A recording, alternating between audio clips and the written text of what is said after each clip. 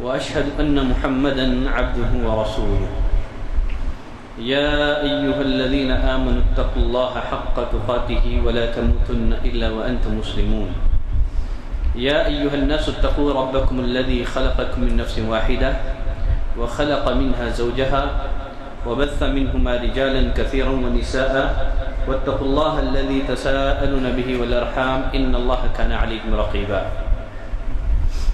يا أيها الذين آمنوا اتقوا الله وقولوا قولا سديدا يصلح لكم أعمالكم ويغفر لكم ذنوبكم ومن يطع الله ورسوله فقد فاز فوزا عظيما أما بعد فإن أصدق الحديث كتاب الله وأحسن الهدي هدي محمد صلى الله عليه وسلم وشر الأمور محدثاتها وكل محدثة بدعة وكل بدعة ضلالة وكل ضلالة في النار.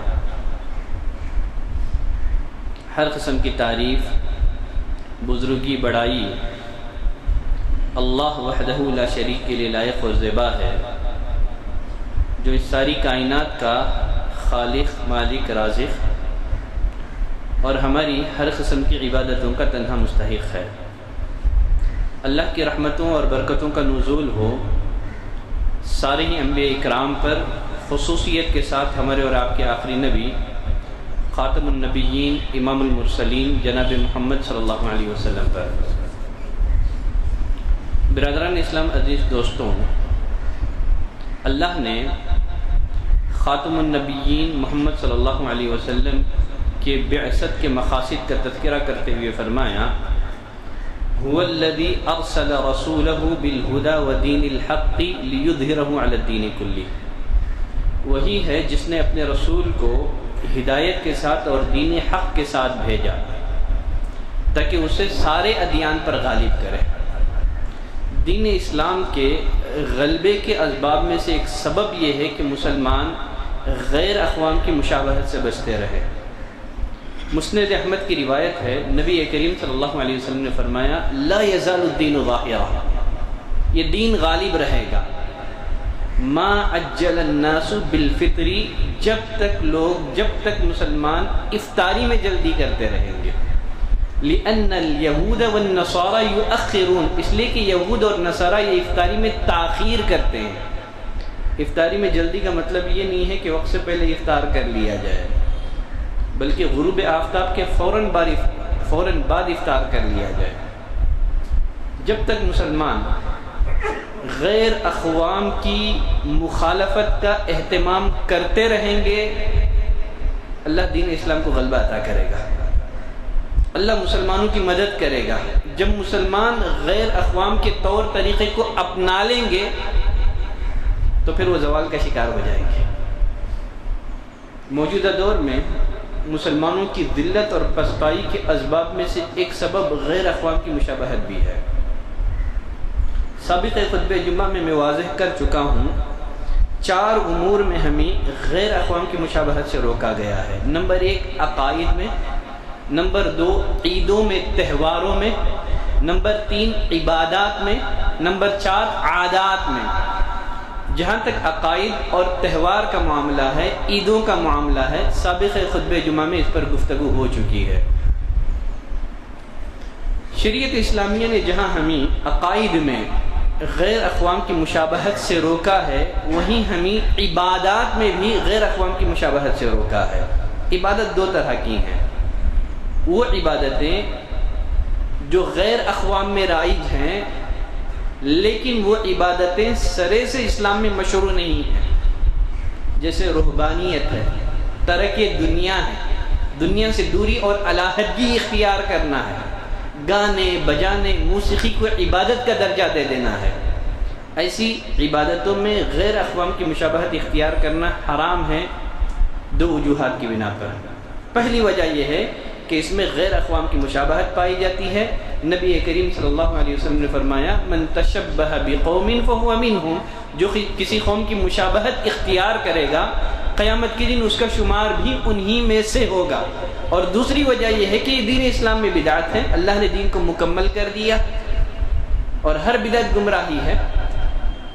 اللہ نے قرآن مجید میں فرمایا: وَرُهْبَانِيَةً ابْتَدَعُوهَا مَا كَتَبْنَاهَا عَلَيْهِمْ، رہبانیت کی بدعت کو عیسائیوں نے ایجاد کر لیا ہے۔ رہبانیت کیا ہے؟ دنیا سے علیحدگی اختیار کرنا ہے، دنیا سے دوری اختیار کرنا ہے۔ فرمایا ہم نے اسے فرض نہیں کیا، اس کو عیسائیوں نے خود ایجاد کر لیا ہے۔ بعض صحابہ کے اندر بھی ترک دنیا کا رجحان پیدا ہوا۔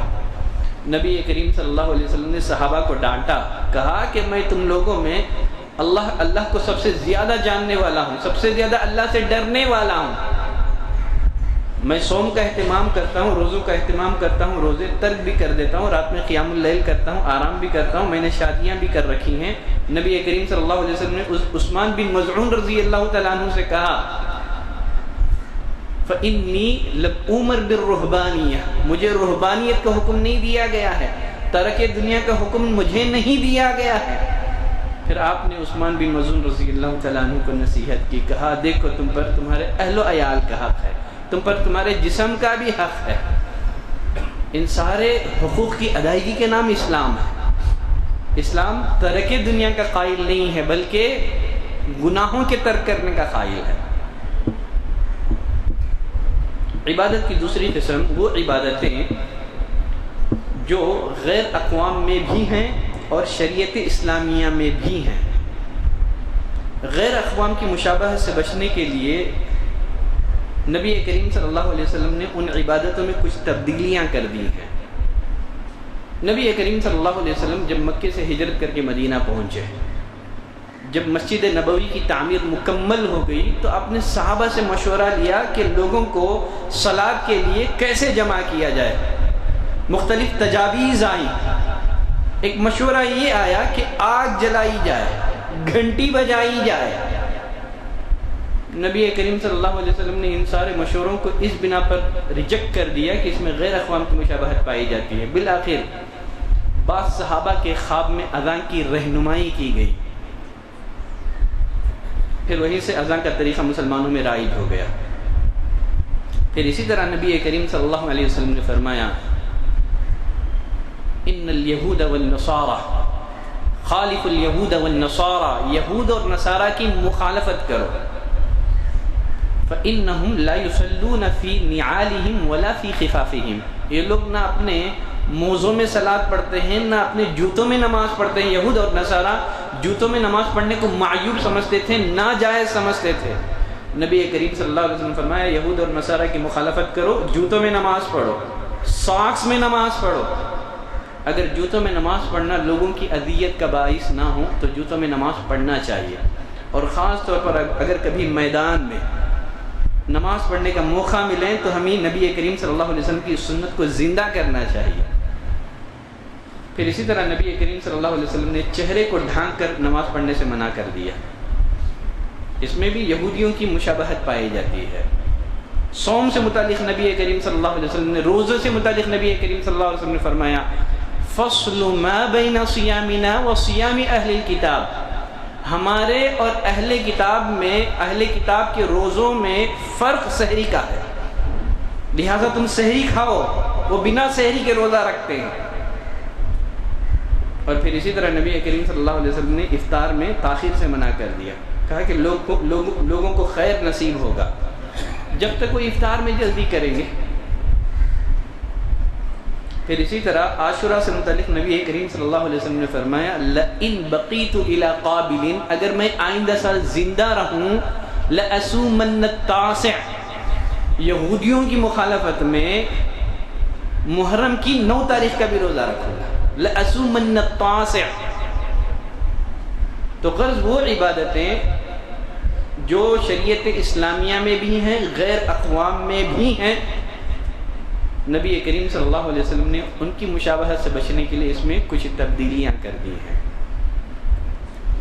شریعت اسلامیہ جہاں ہمیں عقائد کے باب میں، عبادات کے باب میں غیر اقوام کی مشابہت سے منع کرتی ہے، روکتی ہے، وہیں ہمیں عادات میں بھی غیر اقوام کی مشابہت سے روکتی ہے۔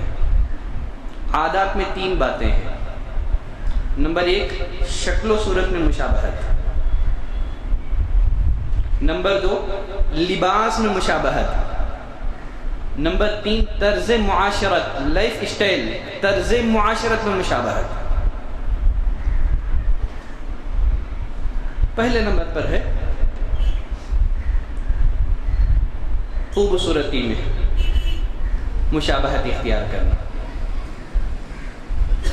زیب و زینت میں. جیسے نبی کریم صلی اللہ علیہ وسلم نے داڑھی کو مونڈنے سے منع کر دیا. آپ نے فرمایا احف الشوارب و اوف اللحى خالف المشرکین، مشرکین کی مخالفت کرو، مونچھوں کو تراشو، داڑھیوں کو بڑھاؤ.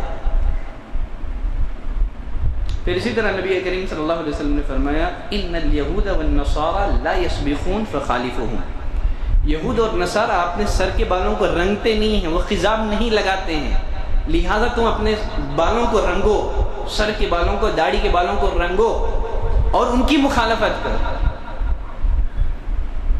پھر اسی طرح نبی کریم صلی اللہ علیہ وسلم نے خزاں کٹنگ سے منع کر دیا ہے. خزاں کٹنگ موجودہ نوجوان نسل میں یہ فیشن عام ہوتا جا رہا ہے. عبداللہ بن عمر رضی اللہ تعالیٰ عنہ فرماتے ہیں نبی کریم صلی اللہ علیہ وسلم نے خزاں کٹنگ سے منع کر دیا ہے. خزاں کٹنگ کیا ہے؟ خزاں کٹنگ یہ ہے کہ انسان اپنے سر کا بعض حصہ مونڈ لے اور بعض حصہ ایسے ہی چھوڑ دے، چاروں طرف سے مونڈ لیں اور اوپر کا حصہ چھوڑ دیں. نبی کریم صلی اللہ علیہ وسلم نے اس فیشن سے منع کر دیا ہے، لیکن آج مسلم نوجوانوں کی اکثریت اس فیشن میں مبتلا ہے. اسی طرح عورتوں کا مصنوعی بال لگوانا. نبی کریم صلی اللہ علیہ وسلم نے فرمایا جب بنو اسرائیل کی عورتوں نے اس فیشن کو اپنایا، وگ لگانا، مصنوعی بال، فرمایا جب بنو اسرائیل کی عورتوں نے اس فیشن کو اپنایا تو پھر یہ بنو اسرائیل کی ہلاکت کا باعث بنی. بنو اسرائیل تباہ و برباد ہو گئی. عہد نبوی میں عورتوں میں بہت سارے فیشن رائج تھے. نبی کریم صلی اللہ علیہ وسلم نے مسلم عورتوں کو ان تمام فیشنوں سے منع کر دیا. جیسے آبرو کے بالوں کو اکھاڑنا ہے، فیشن کے لیے دانتوں کے درمیان فاصلہ پیدا کرنا ہے. اسی طرح گدوانا ہے، ٹیٹو میکنگ. نبی کریم صلی اللہ علیہ وسلم نے منع کر دیا، کہا کہ ایسی عورتوں پر لعنت ہو جو وگ لگواتی ہیں، مصنوعی بال لگواتی ہیں، جو اس کام میں مدد کرتی ہیں. تو جتنی بھی فیشن کی صورت زمانے جاہلیت میں عورتوں میں رائج تھی، نبی کریم صلی اللہ علیہ وسلم نے منع کر دیا. تو غلط اللہ سے دعا کرتے ہیں کہ پروردگارہ تو ہمیں غیر اقوام کی مشابہت سے محفوظ رکھ، چاہے وہ عقائد میں ہوں، چاہے وہ عبادات میں ہوں، چاہے وہ عادات میں ہوں. سبحانک اللہم و بحمدک، اشہد ان لا الہ الا انت، استغفرک و اتوب الیک.